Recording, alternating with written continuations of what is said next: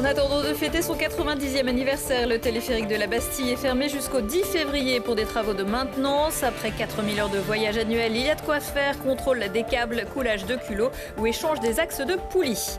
Déjà vainqueurs l'an dernier, les Brûleurs de Loup ont de nouveau soulevé la Coupe de France de hockey sur glace à l'issue de la finale, dimanche soir à Paris. Déterminés, leurs adversaires, les Corsaires de Dunkerque, ne se sont pourtant pas laissés faire. Score final 7-4. Et puis la 46e foulée blanche aura lieu du 24 au 28 janvier entre Autran et le plateau de Gève. Au programme des courses de ski nordique de 1,5 à 42 km pour toutes et tous et de nombreuses animations. Pour en parler, Patrick Marguet, président de la Foulée Blanche, est l'invité de ce JT. Bonsoir à tous, ravi de vous retrouver dans ce JT du lundi 22 janvier 2024. Du lundi au vendredi à partir de 18h, l'essentiel de l'actualité du Grand Grenoble. Un policier a été blessé au genou lors d'une intervention avenue de la Bruyère dans le quartier de la Villeneuve de Grenoble. Dimanche vers 18h30, une équipe de la brigade spécialisée de terrain, la BST, a été appelée sur place pour un feu de poubelle. À l'arrivée de la police, pas d'incendie, mais une soixantaine d'individus qui, juchaient sur des trottinettes et scooters, leur ont jeté des projectiles. D'autres fausses alertes de feu ont été données sur cette même avenue dans la soirée. Entre 2700 personnes selon la police, 5000 selon les organisateurs ont manifesté dimanche après-midi dans le centre-ville de Grenoble contre la loi immigration.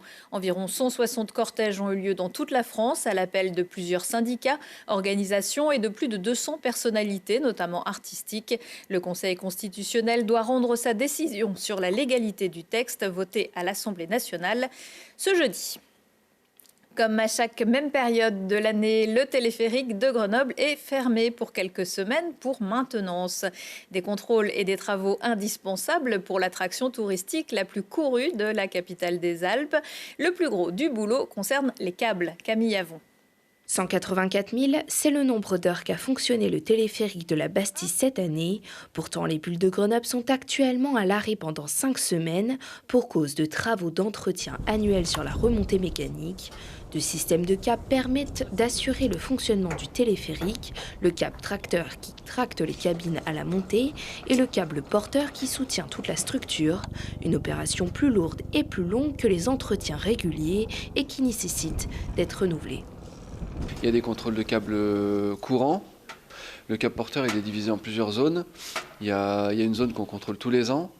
Il y a la zone en ligne, donc toute la ligne des câbles porteurs, ça c'est tous les 5 ans. Et il y a la zone de la gare basse dans le tambour d'ancrage, donc ça c'est tous les 20 ans. Des câbles tracteurs et porteurs qui sont reliés à des câbles de tension, eux-mêmes attachés à des contrepoids de près de 116 tonnes. Ce matin-là, un coulage d'un culot d'un des câbles de tension est réalisé. Un travail méticuleux qui doit se faire avec certaines contraintes. Le coulage de nos culots est quelque chose d'un peu spécial. On est obligé de le faire sur site dans des endroits assez contraints. Et on a la chance aujourd'hui d'avoir la bonne température pour couler nos culots. Des travaux qui s'élèvent à 80 000 €. Cette année, le téléphérique fête ses 90 ans, une date emblématique pour l'un des symboles de la ville de Grenoble. Ces travaux de maintenance sont d'autant plus importants parce que cette machine commence à être une vieille dame, la petite tour Eiffel de Grenoble. Et on a tous à cœur de bien entretenir et de faire vivre ce site et cette remontée mécanique emblématique. Des animations, des expositions et même des anecdotes seront proposées en septembre, le mois de la création du téléphérique, pour en apprendre plus sur son histoire et sur son fonctionnement.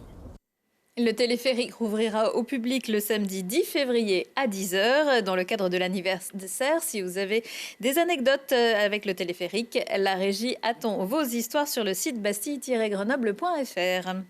Le club fête cette année ses 60 ans et de quelle manière, 30 ans après avoir remporté leur première Coupe de France, les Brûleurs de Loup ont remis ça dimanche après-midi en s'imposant 7-4 contre Dunkerque, club de division 1. Les Corsaires ont pourtant donné du fil à retordre aux Grenoblois, mais c'est le résultat qui compte. Au total, c'est donc la 6e Coupe de France pour les Isérois. Lucille Dailly était sur place et a recueilli la réaction du capitaine des Brûleurs de Loup. C'est super, c'est un moment magique, ça fait 2 années d'affilée, donc je pense que c'est encore 2 fois plus beau. Un public magnifique, soit du côté grenoblois, qu'on fait le plus de bruit possible face Je sais même pas comment appeler ça, mais un public de Dunkerque qui a été plus qu'incroyable. Et avec la victoire au bout, c'est juste magique. Et ouais, le Nord, c'est la chaleur dans le cœur. Retrouvez d'autres réactions de joueurs dans Sport Express ce lundi. Après le temps de souffler, les Grenoblois retrouveront la Ligue Magnus mardi soir avec un déplacement à Nice. Mardi soir, il y aura également du football avec un match important au Stade des Alpes pour le GF38. Grenoble, le 3e de Ligue 2, recevra Auxerre, le leader du championnat. Coup d'envoi à 20h45. Les autres principaux résultats du week-end sportif. Le FCG qui menait 24-6 contre Dax après 56 minutes de jeu s'est relâché au point de laisser les Dacois mener 3 essais en un quart d'heure. Le FCG, si performant depuis le début d'année, perd une occasion de rester dans le milieu de tableau. Il redescend à la 11e place. Joli tir groupé des basketteuses iséroises de Ligue 2. Le BCTM en plein doute s'est remobilisé contre Fétia en gagnant 80-56 et remonte à la 6e place devant elle au classement les Voironnaises du PVBC. Cette fois, c'est fini. Le trophée Andros a connu son dernier tour de piste à Lens-en-Vercors. Le Grenoblois Aurélien Panis, à un cheveu de la victoire, conserve sa première place au général. Il faudra tout donner la semaine prochaine à Superbès pour la grande finale. Et c'est donc la fin d'une aventure pour les Vertacomicoriens, habitués depuis des années à voir les écuries et leurs bagages s'installer chez eux le temps d'un week-end. Écoutez le maire Michael Kremer, interrogé par Anthony Junet. On a toujours organisé le trophée, c'est 35 ans. On est avec Aurélien et Olivier Panis là, qui sont en fait des locaux puisque la commune elle est juste derrière, on est limitrophes en commune. On a des passionnés sur la commune, c'est 150 bénévoles qui travaillent sur le circuit. Donc on a des gens qui sont là depuis le début, on a des jeunes qui arrivent. Et en fait, c'est vraiment un événement familial au-delà de la course automobile. Ce qu'avait réussi à faire Andros, c'est que ce soit un événement accessible, où les pilotes ils sont accessibles pour les enfants, où les voitures elles sont accessibles, où tout le monde est accessible. C'est un peu un crève-cœur que ça s'arrête, parce que c'est un événement qui, 35 ans, c'est pas rien. Hein.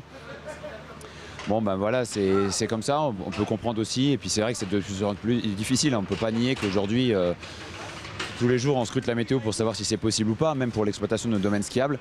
Nous on a beaucoup de gens qui sont venus là pour le Trophée Andros, ils sont revenus skier, des gens qui ont découvert la station comme ça, qui ont découvert au travers des reportages dans les émissions le dimanche matin sur une période creuse où on n'a pas beaucoup de monde. Ça montre que ça génère aussi et il y a des restaurateurs qui me disent mais moi s'il n'y a pas le trophée, moi ça sert à rien que j'ouvre ce week-end-là et des hôteliers pareils. Donc il y a ce travail-là aussi à faire et je pense que c'est important parce qu'on a un territoire, mais on a un territoire dynamique et le dynamisme il se traduit aussi par ça. Retrouvez l'émission Arrêt au stand consacrée au Trophée Andros à Lens-en-Vercors très prochainement sur Télé Grenoble. Les professionnels du tourisme en montagne ont leur salon, c'est Destination Montagne. Il y a lieu depuis plusieurs années en Savoie, mais l'Isère vient de récupérer son organisation pour les 3 prochaines éditions de 2025 à 2027. Un rendez-vous qui réunira donc à Grenoble pendant la 3e semaine de janvier près de 450 tours opérateurs du monde entier. Ce sera au centre des congrès du WTC et à Alpexpo, l'occasion de faire la promo du département et de la montagne 4 saisons. On reste dans le Vercors pour, après les bolides du Trophée Andros, une propulsion plus écologique et musculaire aussi, celle qui va faire monter le cardio des participants de la foulée blanche. On parle de ski nordique, évidemment. La 46e édition aura donc lieu du 24 au 28 janvier entre Autran et le plateau de Gèvres. Et pour en parler, j'ai à mes côtés le président de la foulée blanche. Bonsoir Patrick Marguet. Bonsoir. La course avait été annulée en 2023 faute d'enneigement suffisant. Est-ce qu'aujourd'hui, vous pouvez nous dire que la foulée blanche 2024 aura bien lieu? Oui, la foulée blanche 2024 aura bien lieu et demain soir, le parcours définitif sera dévoilé. Alors, on va revenir là-dessus. Le temps a fait le yo-yo ces dernières semaines.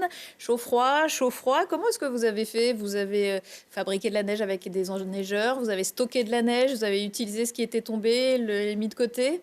On a utilisé ce qui était tombé grâce aussi à un gros travail des services techniques de la station. Donc, ce qui nous a permis pour l'instant de bénéficier de relativement bonnes conditions, même sur Autran, sur la station. Et ensuite, sur le plateau de Gèves, il y a eu de la neige naturelle qui est tombée abondamment depuis le début décembre, donc ce qui fait que pour l'instant, on est sûr de la faire. Du redout est encore annoncé, le tracé n'est pas encore définitif, vous me le disiez? Oui, il pleut depuis le début de l'après-midi, encore un peu cette nuit, donc on va attendre demain matin, on va faire le point, et puis ensuite on décidera du parcours. Donc le parcours, on va plutôt les parcours, évidemment, on va y revenir. Sur le réchauffement climatique, de manière plus générale, il y a de moins en moins de neige, ou en tout cas c'est de plus en plus aléatoire. Comment vous gérez ça chaque année? Est-ce que vous vous dites chaque année, jusqu'au dernier moment, ça va le faire? On se dit, par rapport à avant où on était sûr de la faire, c'est vrai que maintenant c'est aléatoire, mais on est assez optimiste en fait. Et puis si on voit qu'on ne peut pas la faire, on le dit, quoi. On essaye de tout faire pour la faire dans des bonnes conditions. Et puis, parce que c'est une organisation énorme. Oui, c'est un travail d'une année pour un groupe de personnes. Et la semaine de la foulée blanche, c'est environ 300 bénévoles. Alors, on dit donc la foulée blanche, mais il y a plusieurs courses, des enfants de toute la région qui vont venir glisser mercredi et jeudi. Oui, mercredi et jeudi, c'est les journées pour les scolaires, enfin les primaires et les collèges et lycées.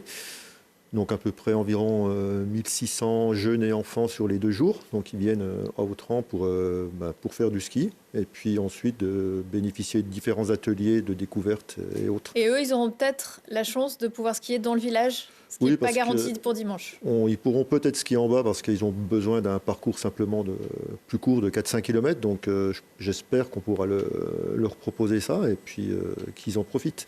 Et justement, vous le disiez, la foulée blanche, c'est pas que du ski de fond, il y a du ski nordique, il y a également de nombreuses animations. Samedi, ce sera une grande journée de fête? Ce sera une grande journée de fête, exactement, d'animation, donc au centre nordique, donc en bas à Autrans, où il y aura des animations biathlon, entre autres, pour essayer de faire venir des jeunes ou des moins jeunes. Oui, parce que en fait, le biathlon, beaucoup de jeunes sont venus, grâce notamment à nos champions, Martin Fourcade et consorts, sont venus au ski de fond, au ski nordique, par le biathlon. Exactement, parce que au début, on voit le tir, mais après, il faut quand même aller en ski de fond. Et c'est vrai qu'il y a beaucoup de jeunes qui sont venus au ski de fond grâce au biathlon. Et dimanche, la grande course, est-ce qu'on va voir des champions? On espère. Il y a beaucoup de teams, pas professionnels en France, mais qui sont quand même des teams Team Vercors, de haut de notamment. gamme, dont le team Vercors, exactement, qui se prépare pour la foulée blanche. Et ensuite, pour l'instant, on a 1 ou 2 Italiens qui viennent, qui sont un niveau Coupe du Monde. Cette course de dimanche, elle devrait plutôt rester sur le plateau? On ne sait pas encore. On ne sait pas encore, j'espère. Enfin, on espère tous qu'elle parte et qu'elle arrive à Autrans même, parce qu'au niveau logistique, c'est plus simple pour tout le monde. Après, si c'est sur le plateau de Gèves, on le fera sur le plateau de Gèves. Il y a d'excellentes conditions, de beaux paysages également. Bien sûr. Alors, le ski de fond semble avoir trouvé un nouveau public qui a redécouvert ce sport, notamment pendant la pandémie, avec la fermeture des remontées mécaniques. Il y a aussi peut-être des raisons écologiques, économiques. J'imagine que vous vous en satisfaisez? Oui, c'est vrai que la pandémie a fait venir un nouveau public, plus jeune, et puis surtout, ça amène beaucoup plus de monde sur les pistes de ski nordique. Après, pour les compétitions aussi, ça amène un renouvellement des personnes. L'image du ski de fond a changé un peu. Oui, ça a changé parce qu'on s'est aperçu que c'était plus écologique aussi, et puis peut-être plus, j'allais dire plus sympa, non, c'est peut-être pas le terme, mais c'est différent. C'est différent, c'est plus tranquille, voilà.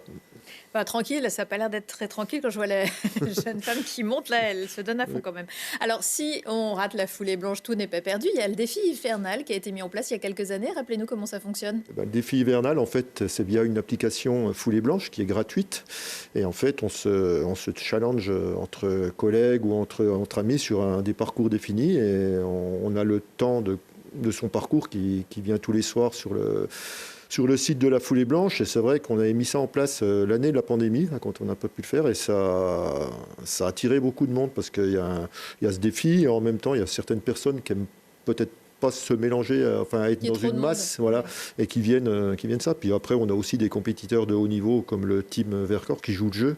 Donc, ce qui rentre fait aussi ces données. Oui, et puis ça stimule.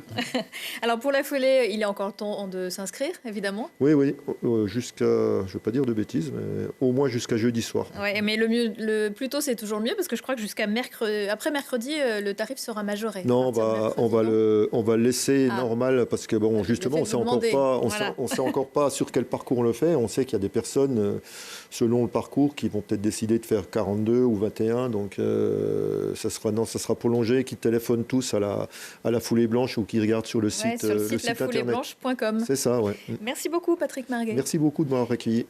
Quelques idées d'agenda. Si vous êtes amateur de mushing, la Grande Odyssée débarque en Isère mardi pour la première fois au Sept-Lô, cette course internationale de chiens de traîneau. Réunit chaque année une soixantaine de mushers et 10 fois plus de chiens. Coup d'envoi à 16h pour une montée sèche de 4 km. Les équipages rejoindront le col de Porte mercredi pour une étape en Chartreuse et Villard-de-Lans jeudi pour l'arrivée finale dans le Vercors. On dit encore Vercors. C'est l'un des plus grands chorégraphes contemporains. Angeline Preljocaj et son ballet font halte à la rampe des Chirolles mardi et mercredi soir pour présenter Gravité. En jouant avec les lois universelles de Darwin et Einstein, le créateur pousse les interprètes à élargir leur palette de mouvements. 12 danseurs virtuoses défient la pesanteur avec grâce et légèreté dans une odyssée charnelle et cosmique, avec aussi un avant-propos mardi par Florence Poudru, historienne de la danse, et une répétition publique mercredi à 17h45. La première création de l'année à la MC2 est signée Adama Diop, artiste associé de la maison et comédien, auteur et metteur en scène de Fajar ou l'Odyssée de l'homme qui rêvait d'être poète. Il tire un fil entre les théâtres sénégalais et français. Un spectacle à voir à la MC2 du 23 au 25 janvier qui mêle donc plusieurs disciplines, le conte, la musique, le cinéma, pour raconter l'histoire d'un exil, celui d'un poète qui doit quitter les siens pour devenir ce qu'il est. C'est la fin de ce JT. Retour de l'actu dans 1 heure et en replay sur télégrenoble.net. Excellente soirée à tous.